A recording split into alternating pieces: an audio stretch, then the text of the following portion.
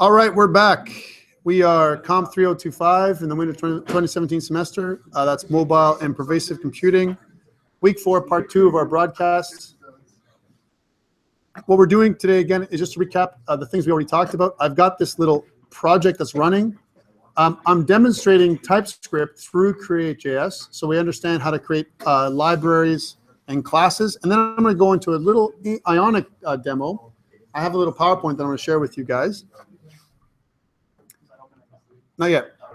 But if you look at Hello World, we have a Hello World spinning. This is nice, but the problem with this is if I want to make other labels and I want to have control over stuff, I mean, I don't want to keep doing this, right? Here's my problem. My problem is every time I do a label in this scenario, I got to do all this, right? Which makes no sense, because if every label looks exactly like this, if I want to get measured width and get measured height, make them all centered, or maybe not, I want to give some, maybe some all center, some I won't. I need some kind of structure that'll help me out and make it more reusable, which means class to me, okay? Now, this is where I told you this. If you haven't had a chance to do this with me, this is the time to download the code, because I'll tell you, from here, we're going to go from walking to flying, walking to running anymore. How does this work? So what I want to do, and this is my plan, is inside of my structure, I'm just going to close some of these down because we don't need them all now. I'm just going to keep my game.ts file open. What I want to do is, again, I'm not going to touch my core, right? But I want to access a new object that I'm going to create here in objects, a new TS file. Now I'm splitting it across different files. So now we're getting more complex, all right? And this is where the interesting part comes in. I'm going to do that by creating a new file. Right? I want to name it .ts, of course, right? And because my transpiler is constantly running, it's going to automatically transpile to an empty JS file, right? So let me show you this. I'm going to call this label.ts. And once I've done it, if you notice on the left, because I'm transpiling, it should automatically transpile to JS and the JS map. Now, there's nothing in there right now, but it automatically would do that if you're watching. I want to create a module. And so we're going to use the module keyword, module, right? I need to name the module something. You can also use the keyword namespace. It's the same. After that, I need to name a module. I'm going to call it module objects, right? Because it's the objects module, right? And I'm going to surround this with curly braces. Okay, if I save, what do I get? On my JS, I get nothing, because there's nothing in the module object right now. I'm not exporting anything. Until I actually export something, transpiling something of an empty module does nothing for me, okay? So this is just a structure, a container for my module, right? Okay, let's actually do some work. I want to define a class. We're going to use the class keyword. Now, if you have an object-oriented programming background, which all of you should by now, then you should understand basic class structure. I'm going to call the class as the keyword. Again, it's good in ECMAScript 6. In ECMAScript 5, we can't use it, but here in TypeScript, we can. And we're going to use the class label with a capital L, right? Again, we're going to create, kind of put two curly braces. Right, so there's our class structure. If I press save now, it kind of creates this structure in the background, which is an object structure. You've got another IFI. So here's your IFI right here, right? Notice that this is there.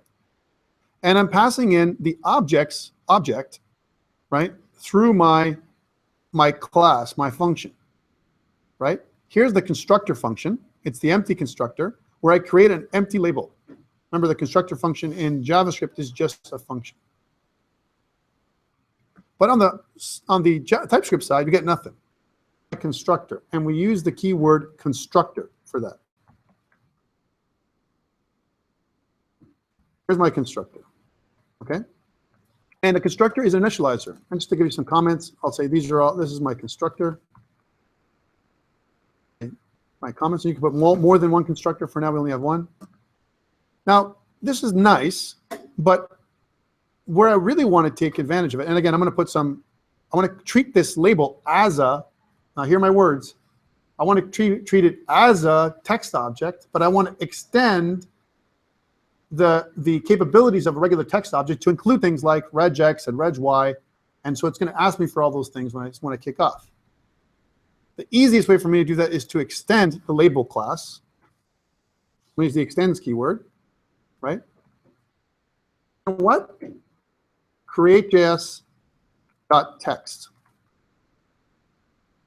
Now, The reason why I'm getting an error in my constructor is because I need to make a call to the superconstructor, right? Because the superclass, right, is going to be requiring all the same things that I gave it over here in my game.ts, right? If I look at game.ts, right, here's the constructor for the text object, right? I need these three things, right?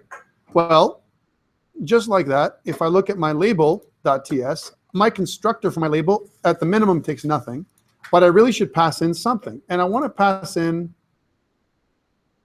will. Now, there's the long way to do properties is to define a property, right, with getters and setters, make it public or private, and so on. But the shorthand to do that here in my constructor is to do the following. Public, right, inside my constructor, the name of the property, right? So for example, in this case, the label string, I'm making it up, right, which is of type string. And then the next part is what? The font, right? So public font, right? Font, I'll say font style or font family. How about that? Font family, which is going to be, again, a string. It's all strings, right? And the last, I'm calling them properties because the keyword public, all right? And the last property when I do this is I want to kind of say public with my font color.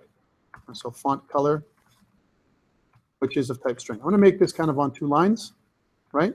So you guys can see this, not because I want to normally put it on 2 lines. So really kind of like this, you know, kind of like this. And maybe we'll space it out so you can see those properties a little bit better. Maybe 3 lines. Okay. So that's my constructor, and it's taking in these 3 properties. I want to pass these 3 properties into my superclass, right? So I want to kind of do label string, right? I want to do my font family, or that's what I want to pass in there, and my font color. So I'm passing them into the superclass. What's really happening is I'm asking for, whenever I use my label class, I'm going to demand a label string, a font family, and a font color. Here's one thing else I want. I want to know if the user wants my fonts centered or not. Do they want my label middle, like a center label, or do I not want that to happen, right? So I'm going to pass in another property, which I don't have right now, public, which is going to be called centered, right? And the default is going to be Boolean, right? So it can be a Boolean type. Boolean, I'll put a comma in here. I don't need to pass that into the super constructor because the superclass doesn't know about being centered or not. All it knows it needs is these 3 things. So this Boolean property is just going to be for me. Okay?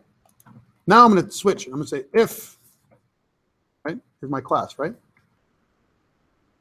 Now, again, my constructor can also be an initializer, but I want to have a certain style for all of my objects, my game objects, right?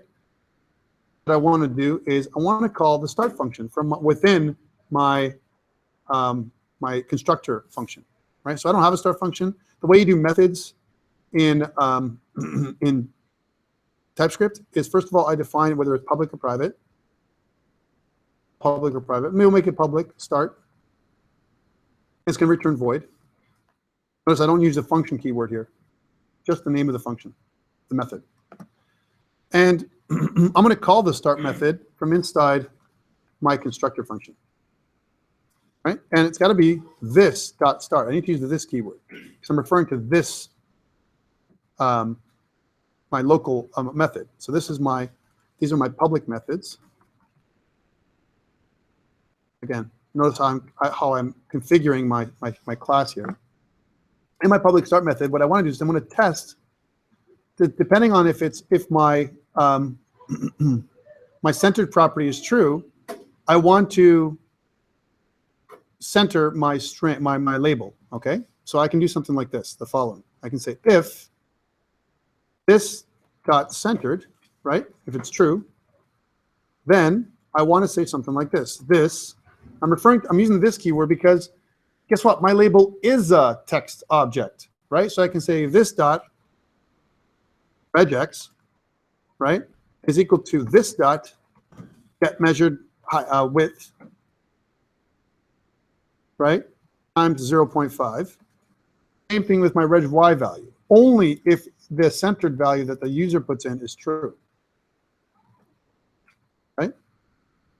That measured height, right? Same stuff that I put in the other, my other stuff, right? Okay, now if it's centered, that's nice, right? And I can create my object this way, right? But I don't have to ask for the X and Y coordinates. Now, wouldn't it be nice in my constructor if I can also take my X and Y coordinates? I probably want them before my my centered value. So let's take those in as well. Let's initialize those with my constructor. So public, and I can say public X, which is a number, public Y, which is a number. Now, I got a problem here, right? If I take my public or private, my question is, do I need to do this? Do I have to make these properties? Well, X and Y already exists. And if I actually make this X and Y public, which I'm creating properties, what it does is it makes it so that I override the default properties. So for here, I don't want to use the public keyword at all. I just want to make them as local variables. Okay, so these local variables are going to come in to the constructor. And what I'm going to do here is inside the constructor function, I'm going to set the X and Y coordinates, right, to what they're supposed to be. Now, if I really want to do this right, I would pass in the X and Y, the local X and Y, to my start method, and I can do that in here in my start method.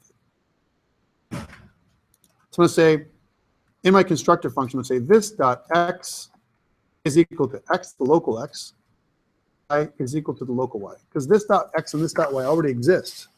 I don't have to make them public. Public, what it does is it's almost like saying, you know, create a public property called label string. Now, down in here, without doing the public, I would have to put in a bunch of values like this. This dot label string is equal to label string. Font family is equal to font family. This syntax takes care of all that. So you don't have to do any of that. Okay, so this is my constructor.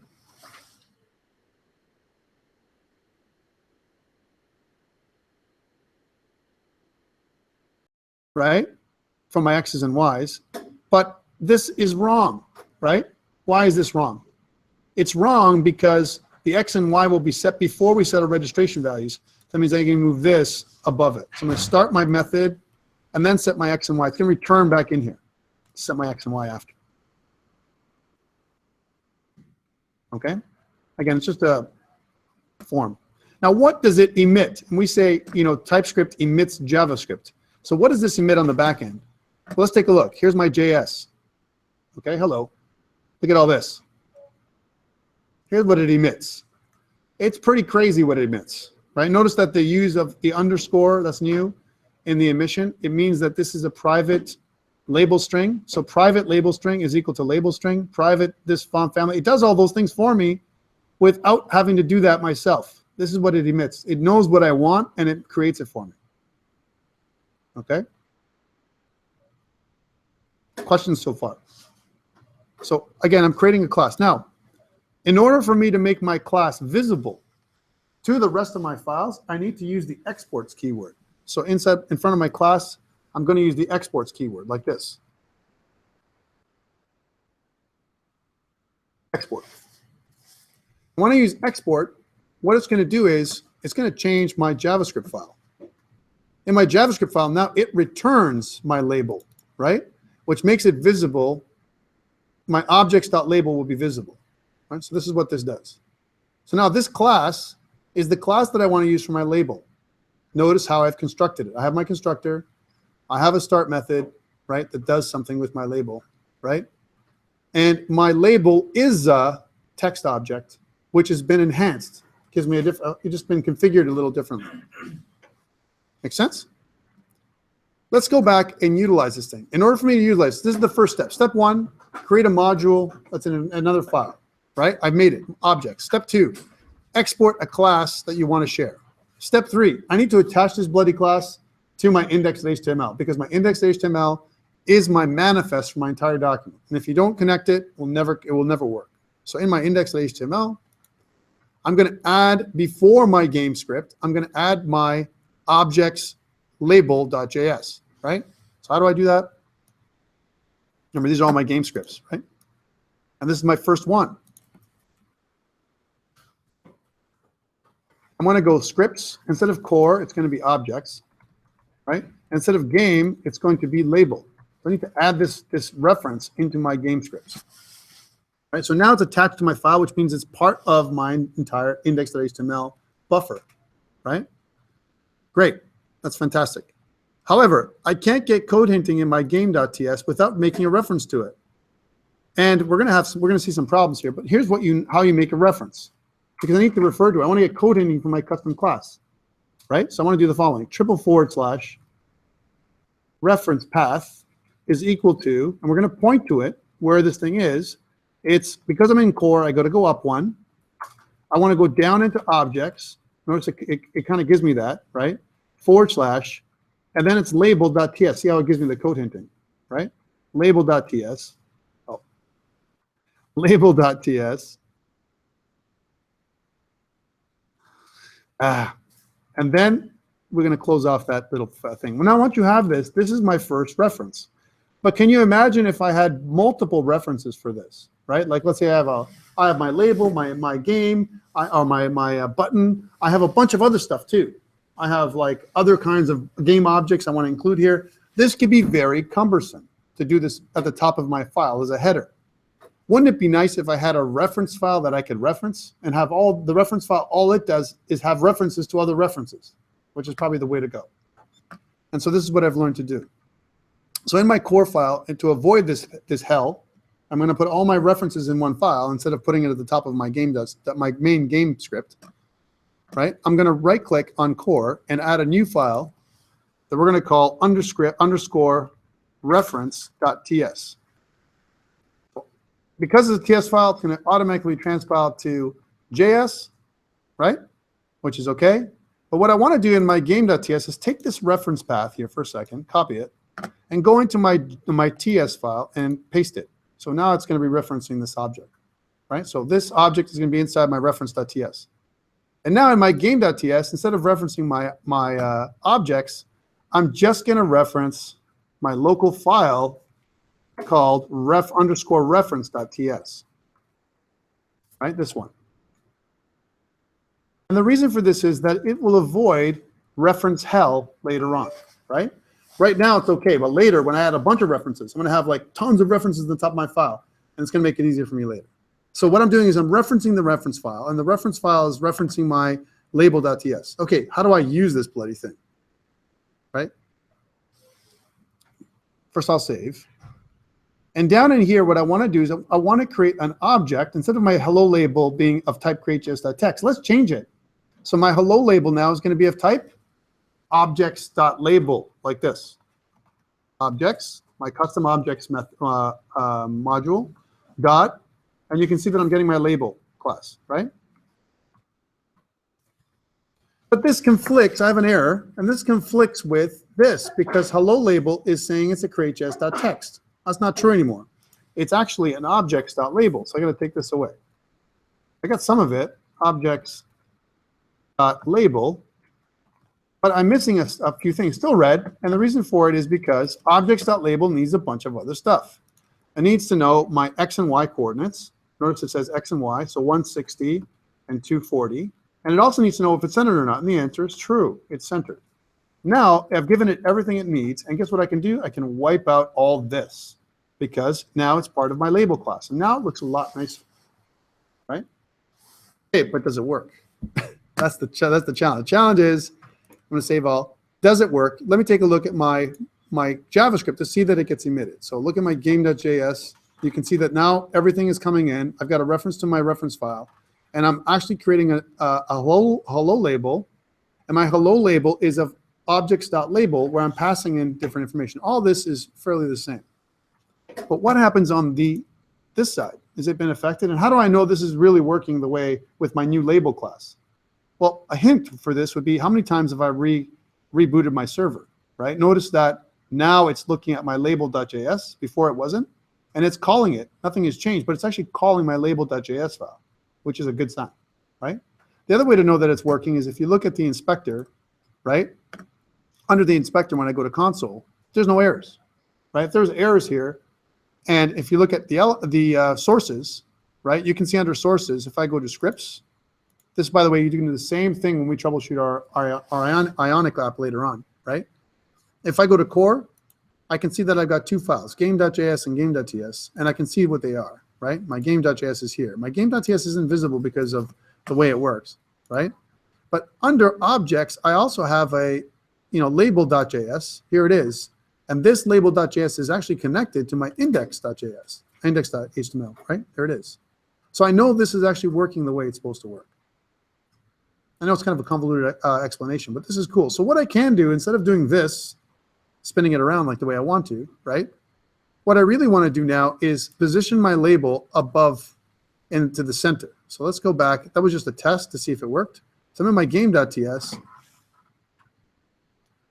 And what I want to do here is I want to update GitHub because I've added a new class. And I want to do GitHub every time I add a new class or a new object, right? So go to GitHub. These are all the things I've changed. I have added a new label. So I'm going to go plus for all my changes. I'm going to say added label class, right? Push. Now you have my label class, right? Great. I want to do the same thing with button, and I want to do it really quick. But before I do that, in my game.ts, instead of making it spin around, I'm going to take the spinning around part away because I don't want that to spin around anymore. I just want it to be centered, right? And underneath my label, I want to have a button. And my button is going to, when I click on my button, I want my button to change my label to goodbye or something like that, right? Something else, like a basic check.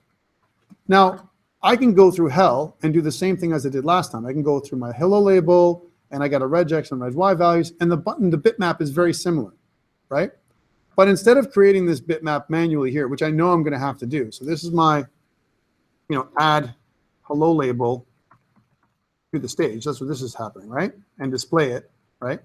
Here, I want to, just some pseudocode, add my my click me button. We'll call it the click me button, right, to the stage. Okay, I don't have a click me button object yet, but I will. And I want to put this in here like this, right? So this is where I want to put it in. So there's a couple of requirements for a button. I need an image because it's going to be a bitmap, right? Do I have an image for a click me button, right? That's the question that you should ask. Now, I've pre-created one in other classes, but I'm going to do one really quickly here for you. And how would I do this? I want to make it so it's about 200 pixels wide.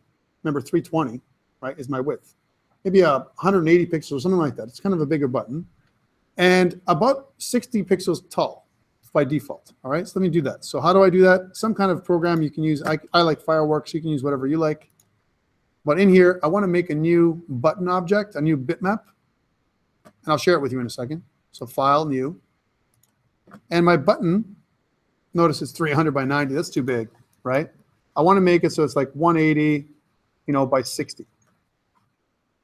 Right? Transparent background. It's going to look like this. It's approximately the size of my button. So it's going to be a pretty big button. And inside there, I want to put a background. Now you can use Photoshop or Paint or whatever you want to do this if you want to try and follow along. Oops. Let's try that again. So I'm just going to kind of put this background. I don't want to make it red. I want to make it kind of blue, and I want to make it so it's the right size. So it's 180 by 60, but I want to make it start at 0, 0, so it's centered on my screen. There it is. And the background, instead of it being red, I want to make it some kind of like darker blue button, like one of these. There's my dark blue button. And I want to put some text on the button, so I'm going to put that on here. I'll say click me, and I'll change the text. This is just a text on a bitmap, on a background block. I want to change the text to make it white. I'll be okay. And we'll make it bold. It's already bold. I'll just make it bigger. We'll make it like 30. Right? And right now we're Helvetica Nui. Here's my click me button. Right? And I'll move it down to the center a little bit. Looks like this is probably a better center for it. That makes sense. And there's my click me button. Yay, it's so exciting.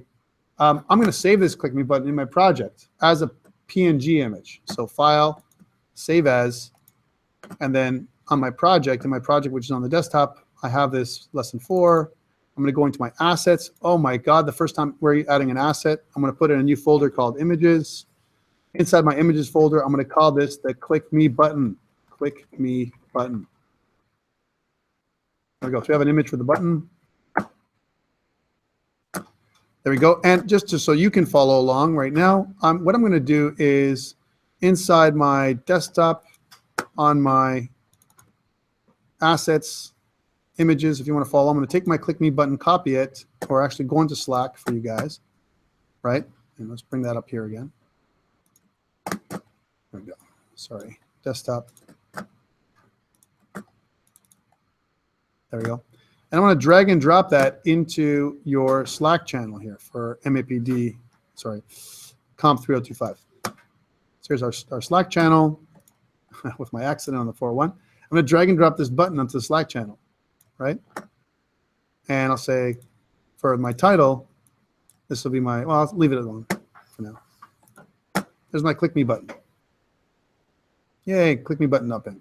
So you can download this click me button. If you go on Slack, it'll be up there. So you have my asset now if you want to follow along. Okay, now that we have our click me button, what I want to do is I want to use it in my application, right? There's a very quick button we made. So here we go. And I want to reference the button. So I know I want to do all this right here, but instead of me doing this and creating my registration values and blah, blah, blah, I want to do something very similar to what I did with my label. Now, there's a couple of options here. I could extend the label and make it a button, but that doesn't make any sense. But I do want to copy some of this code. So what I'm going to do is I'm going to duplicate my label. So I'm going to kind of make a new object. It's the best way to do it. New file. We're going to call this button.ts. We're going to use the module that we're going to use is the same module, objects. And this is the great thing about TypeScript. Even if you use the same module name, it will just extend the module definition, right? I'm going to use the export keyword to create a class that's called button, right? That's going to extends the create.js dot bitmap object. That's what it does. So it's actually a bitmap. Bitmap is just an image for those people who don't know. And then in here, I want to do a similar thing that I did with my button, my label. I'm going to take this constructor, almost identical. We're going to kind of copy this right now. And I'm going to change it afterwards. And my public start method, right? So these two things right here, right? So my constructor and my public function, I'm going to copy them. I'm going to go into my button class, and I'm going to paste them. And my superclass doesn't make any sense anymore. I don't care about my label string. I do care about my image string, my image path. That's what I need. That's the one thing that I need here in my superclass. If you notice, what it's looking for is, right? If I kind of do the superclass, it looks for an image path. That's all it needs. So it's going to be image path. That's what I'm going to pass in. I don't have that yet, but I'm going to ask for it when I create my button. I need my X and Y. Am I centered? My button is centered or not? I need those two things. So I'm going to do a public image path, which is of type string. Okay, so that's what I need. Okay, so those two things. So now it's working, right? Believe it or not, because I had everything else. Now, get measured width and height, it only works with text objects. But there is something else we can use. We can use something called get bounds. So get bounds, right? This dot get bounds, right? And it can't be this dot get bounds alone. This dot get bounds dot width is 1, and I can use this dot get bounds dot height for the other one. So it's a little different of a method. The method is slightly changed. Okay, so get bounds width and height.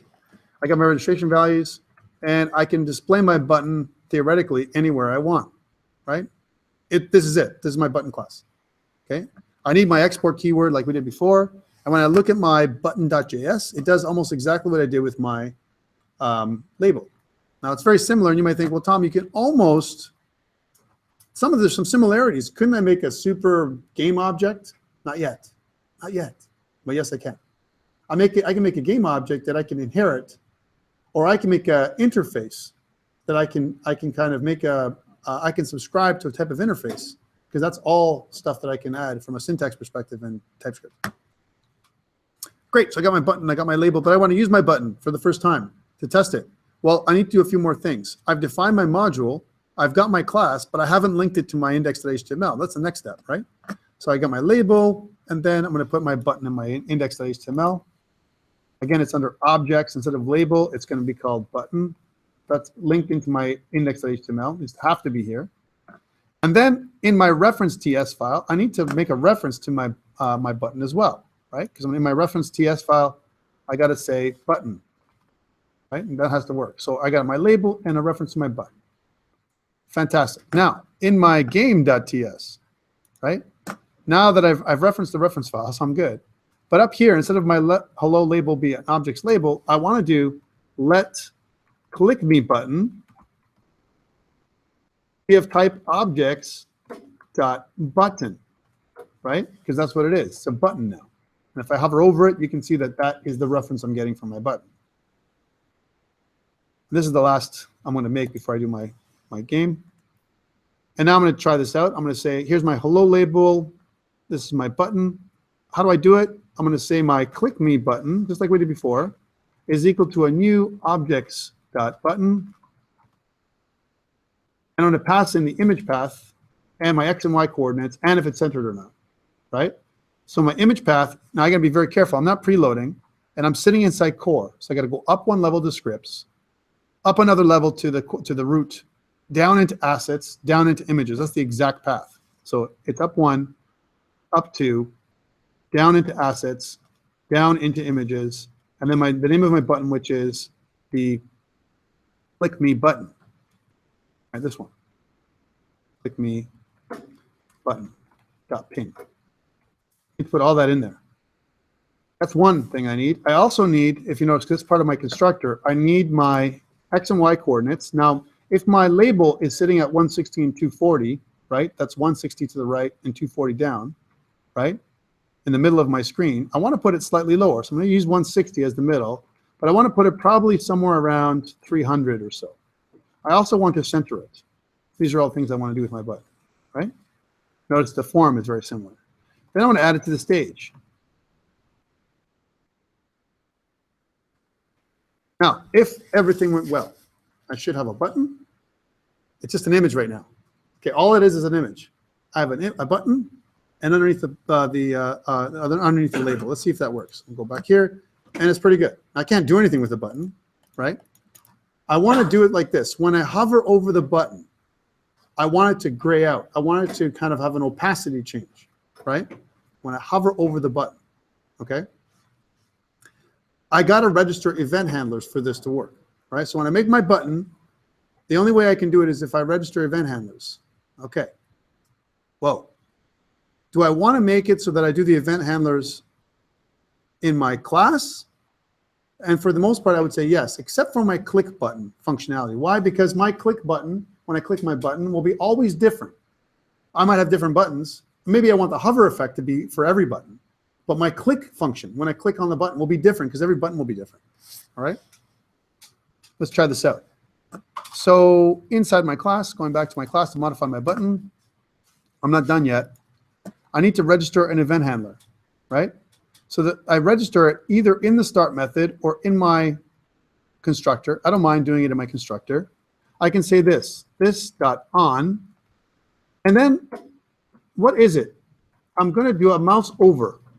On mouse over, I want to call a listener object, which is going to be this dot,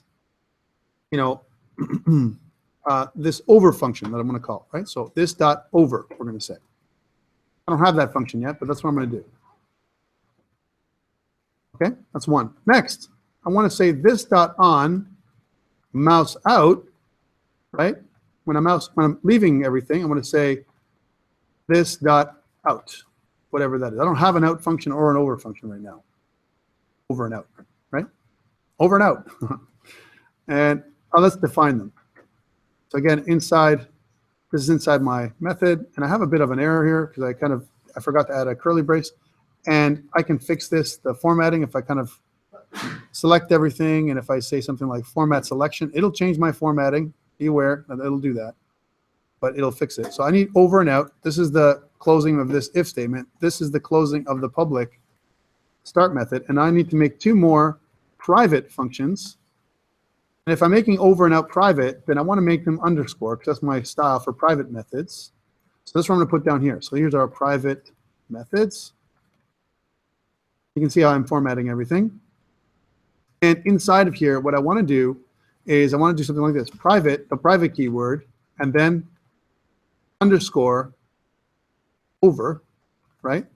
where I take a create.js dot, again, just kind of showing you what this is. So a new over function where I take a create.js, and notice I can't get my create.js happening because I have an error right now. Let's leave that for now, and I'll come back to it. The reason why I'm not getting code ending because of this error, right?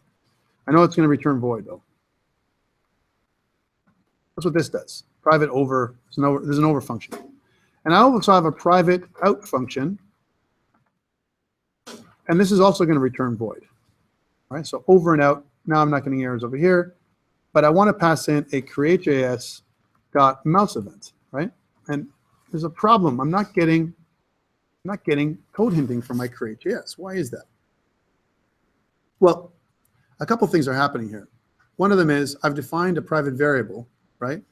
And although I'd like to get an event object, that's what I want to do. It's really got to be, I got to target my event first, which is of type create.js dot mouse event. So I've got my create.js dot mouse event, right? And I want to take the same thing, event create.js dot mouse event. That's the actual object that I'm passing in, right? Happens every time I create an event handler, right? What I want to do is whatever the target of the event is, right? And event.current target is what I want to look at. My current target, right?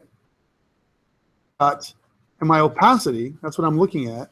Whatever the current target is, I would do it normally. But I don't have to do that here because this is the current target.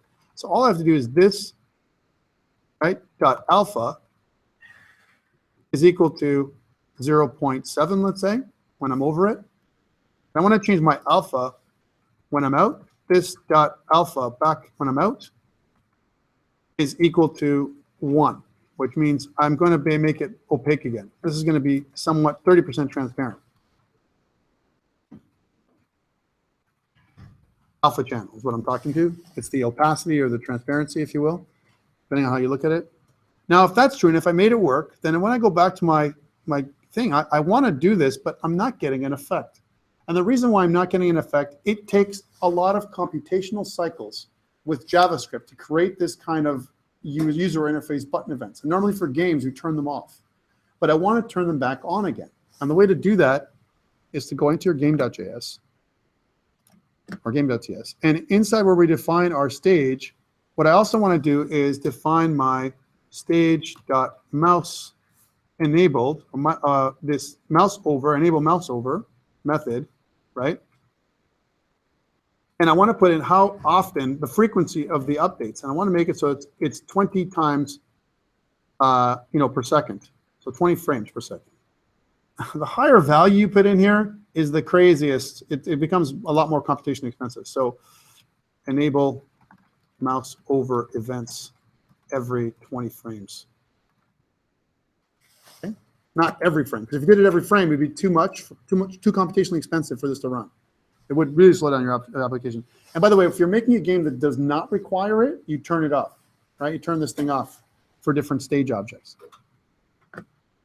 But now I've saved it. If I go back now, I should be able to do this, right? So I got this hover effect. So now it looks like a button. It doesn't act like a button yet, but it looks like a button, okay? Now that I've defined my button and I've added to the stage, I can create a local event handler down here that actually does the click event. And I'll do it anonymous and inline, all right? So I'll say click me button. I'll register a new event on click. So when I click on it, I want to do an anonymous function, and I'm use the arrow fat arrow function syntax, right? I want to pass in an event of type create.js mouse event, right? And then what it's going to return, this is the syntax, is going to be whatever it's returning, right? Now what happens with this is inside my curly braces is what's going to happen with the mouse event, right? This is my event handler now. Oops. My event handler is having an inline. So I'm writing it all in here because I don't think that anything else is going to access my mouse event, my click event, only this click me button. So I'm going to write it inline. If something was going to do it over and over again, if I was referencing this over and over again, I may have chosen to write it so that it's a name function. But here it's an anonymous function. And this format is the right format. This is the new format, and it's available also in ECMAScript 6. You're going to see it in Ionic. where basically what you're doing is you're passing in a parameter, and this is the stuff that you're returning on this side. Okay, so now what do I want to do? I want to do something like this. I want to say this dot, oh man, how come I can't do hello label? Right? I can't do my hello label because I'm inside this event handler in here, right? The hello label, I can't do this, but I can do this. Hello label dot, see how it retains that, right? Dot text, right, is equal to goodbye. Goodbye. However, when I click on the button the first time, it says goodbye. Let's see if this functionality works. So this is my register on event listener with an anonymous event handler inline. That's what it is, right? So if I go back to this, if I click on it, it should change my function. Notice that's not centered anymore. Why? Because my get measured width and get measured height was already measured one time. And what's happened is it's taking the original centered value of my label and positioning it just like that. It's not remeasuring it or recentering it. It's not doing that because I haven't told it to. I'd have to change my label class in order for me to take that, or change my script in my button. Are we good? So this is my button class. And now that this works, I've demonstrated this works, I can make a commit. So I'm going to, I'm going to add all this thing. I'm going to say added button class. So why have I done all this? I wanted to demonstrate to you the use of TypeScript, how to cut across different modules, different files. Because we're going to see this in Ionic. Now, I was going to make a little ship fly around the screen, and I can do that very simply. I can make a ship class, but you get the gist of the classes, okay?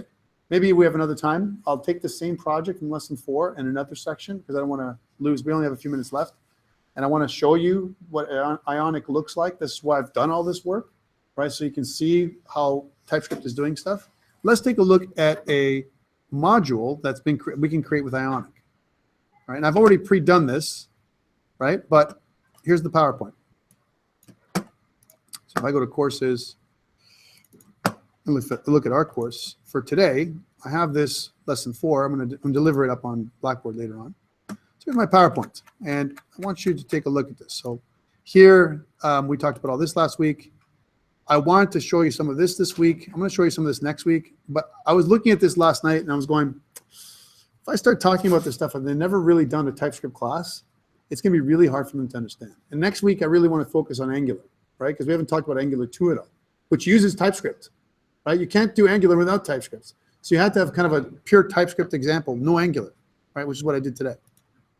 So in here, what it tells you to do when you build out your project, and I'm going to load this up later on, is it asks you to do one of these. I want you to type this out for yourself. So I want you to do Ionic start. We're going to call the new project pages and tabs. It's going to be of type tabs. That's the template for Ionic. And version 2. So it's going to be Ionic 2, which uses Angular 2, TypeScript, and Ionic 2. Okay, this is the command I want you to do. So if I was to do that, excuse me, I'm going to stop the, I'm going to actually launch another one. I'll make a new window. So here's my new window. And what I want to do here is I want to go towards the this thing right here. Here's my, I know what it's doing. It's centering. What I want to do, of course, I didn't do what I wanted to do because now it's centered this one too. What I wanted to do, I said, is move this back over there. Sorry, there we go. So I want to do that command, right? I want to do this Ionic start. So I want to go to my desktop. And in my desktop, I want to do this command, Ionic start pages and tabs. We're gonna kind of work with this next week. Tabs, and then -v2, which is going to indicate that it's going to be an Ionic 2 project.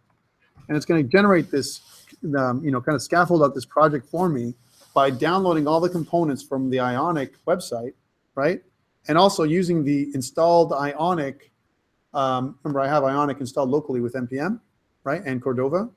It's going to install everything and create my folder for me. And what I want to do at the end of this today is I want you to take a look at what the Ionic project looks like, which is totally different than what you think. And if you've ever done Ionic 1, I think some of us have done Ionic 1. Anthony, you were doing Ionic 1, right? You did Ionic 2? If you ever looked at Ionic 1, it's totally different in terms of format compared to Ionic 2, right? Let's take a look at it.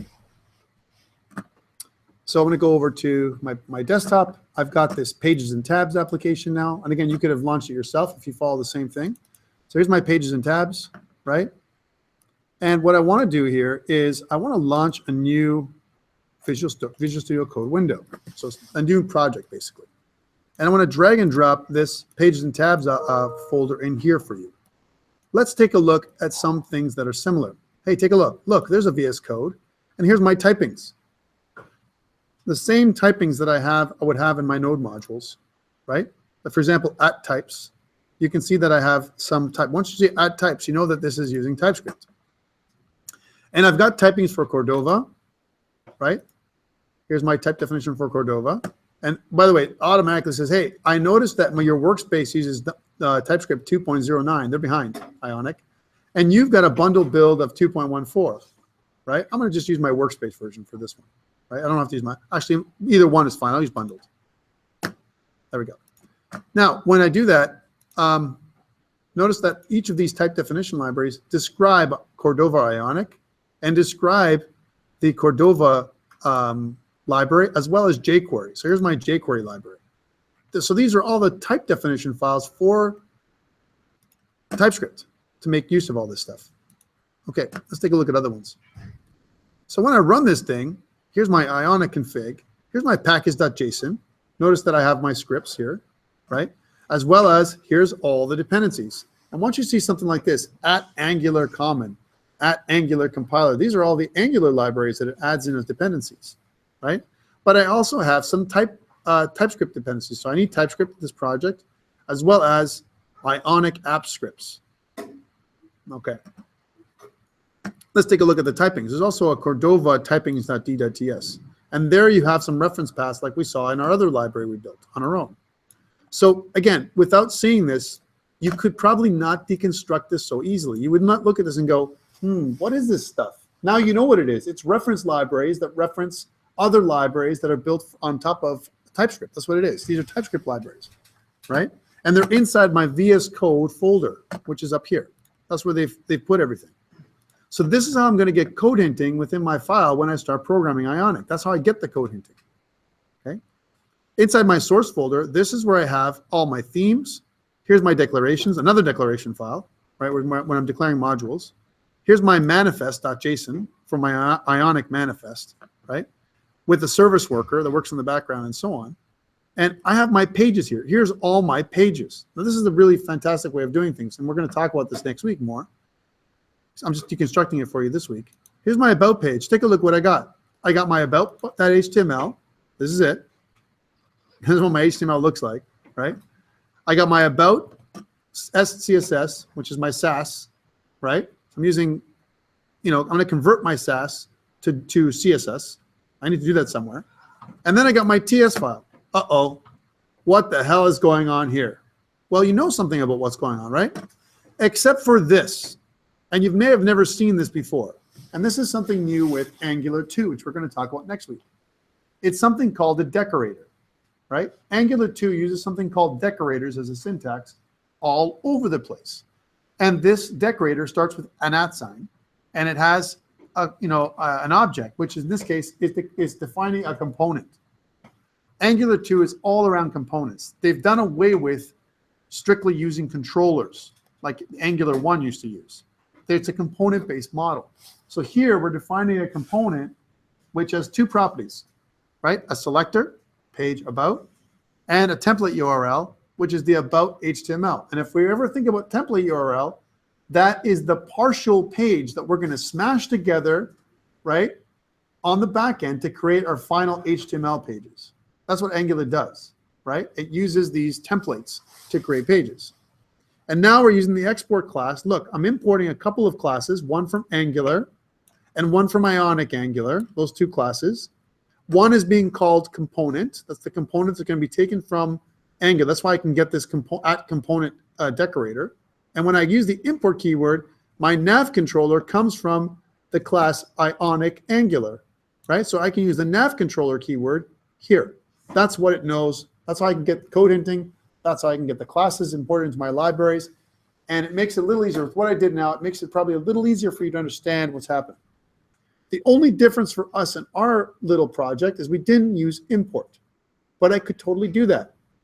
And I could create friendly names for my objects by using import, the import keyword, right? And we won't do it this week. We'll do it next week with TypeScript if we need to. But all of them, my about page, my contact page, here's my contact page, and here's my contact HTML. You can see that it just gives me different templates for different pages. Here's my home page, right? Here's my home page. Here's my, and these are the tabs, the navigation, right? My tab navigation, that's what this is. And here's my tabs, right? And this is the TypeScript for my tabs. Now, the great thing about this one, Ionic doesn't expect you to know how to transpile TypeScript to JavaScript. We did it with Control-Shift-B or Command-Shift-B on the Mac. But what they do here is they use automation to get all this stuff done. So on the background, as soon as you run Ionic serve, let's go and do that. If I type Ionic serve now for this application, so I'm going to right click down here, open it in terminal or in command prompt. So this is for just for this Ionic. And if I do Ionic serve, look all the stuff that happens. It actually creates a little server here, right? And it does the following. It cleans. It transpiles. It packs, it converts from Sass to CSS, and finally it displays your Ionic application, right? That's what it does. So all of this was to show you how TypeScript is going to be used when in combination with Angular. Here's some homework for you, okay? And this is what I recommend you do before next week to make next week more productive for all of us, right? Do a little work in Angular by yourself. Right? And the reason why I'm telling you this is so that way it'll make it so we can consume Angular 2 a little easier when it comes to Ionic next week, right? If you don't, I'm going to go through the basics anyway. But I recommend to make it more productive for yourself, to make you happier, right? Go to the AngularJS website, right? And follow the tutorial on your own, okay? That's my recommendation because we need to do this. So notice how it says, download AngularJS. They've changed the website. And here's where I want to go. I want to try the new Angular 2, Angular.io, right? And if you notice docs, I want you to follow the Quick Start Guide, right? So go through the Quick Start Guide, and I want you to follow the Quick Start Guide and take a look at all the keywords you're starting to, to recognize here. You've got your @component, decorator. You've got your class, export class, right? All this is TypeScript, right? And as you do this, you can see how Angular and AngularJS forms out an application. Separate, right? Notice it says this example is written in TypeScript. If we hadn't done TypeScript today, then when you looked at this the first time, it would look like spaghetti. It would be like, what the hell is this? This isn't JavaScript. I never recognize this stuff. It makes it more difficult to see and to understand. Hopefully after today, you'll be able to see TypeScript, identify what it is with a couple extra keywords that they've added in, import, as opposed to the way we did it. And you should be able to kind of deconstruct what's happening with Angular. Please, I'm asking you for, to make it easy for yourself, please do the tutorial. Build something small with Angular, right, for next week, okay? I could make it a lab, but like I said, I don't want to because I want to give everyone a break, right, for 1 week. And then we're going to get back into, doing an assignment next week, starting next week. The assignment, just to warn you, before the midterm, is going to have a back end, right? It might be Firebase. And I recommend probably combining something with Ionic and Firebase might be the right way to go. And if you've never seen Firebase or used Firebase before, hopefully you have by now. If you haven't, we're going to talk about that's another technology we need to learn this semester, right? So if you look at Firebase, and I recommend you go to Firebase to take a look at it. Firebase is a backend, and if I look at Ducks for different kinds of platforms, right? there's Firebase for iOS, so you can make it a back-end, kind of server, if you will, for iOS. And this a flat server. It's similar to MongoDB. So it's a NoSQL database, right? Firebase for Android, Firebase for the web, right? And there's also something called Angular Fire, right? So if I actually look it up, if I look up Angular Fire, right? By the way, I want to do Angular Fire 2, right? Here's Angular Fire 2, right? Which is a real-time kind of database on how to connect with Angular Fire. Here's Firebase, right? Angular Fire, it actually uses the old Angular 1. And there's Angular Fire 2. But what it is if you look at Angular Fire, it's just another API for how Angular can connect with Firebase. And there's also Firebase for Ionic, which we're going to get into later on, right? So Firebase is going to be our back end. The chances are for what we're going to use, right? So it's going to be a real-time online database that we're going to use for our data store, right? So that's going to be part of your assignment for assignment 2. Assignment 2 is going to be, you're going to have to make a front end, and you have to tie it into a back end somehow with Firebase. We're going to talk about how to do that, okay? So be aware. So first steps for me is do this quick start. Do the quick start next week for Angular. Because we can do Angular Firebase without Ionic, and that would be just fine. And you should know how to do those things. So again, we might just have a pure Angular, nothing to do with Ionic next week again, an Angular and Firebase kind of little demo next week, if I can do it with you guys. We'll stop with this Create.js TypeScript stuff. I wanted to introduce this so you understand TypeScript, but next week we need to bite into Angular in order for us to do Ionic. Okay? Questions around today? If you want to try it, and I highly recommend this, please make out your own Create.js. Try and do it on your own. Try and build the buttons, build the classes, use them. Try and figure out what I'm doing here, because it's going to make your life easier when it comes to things like seeing the keywords. Class, it should be recognizable now.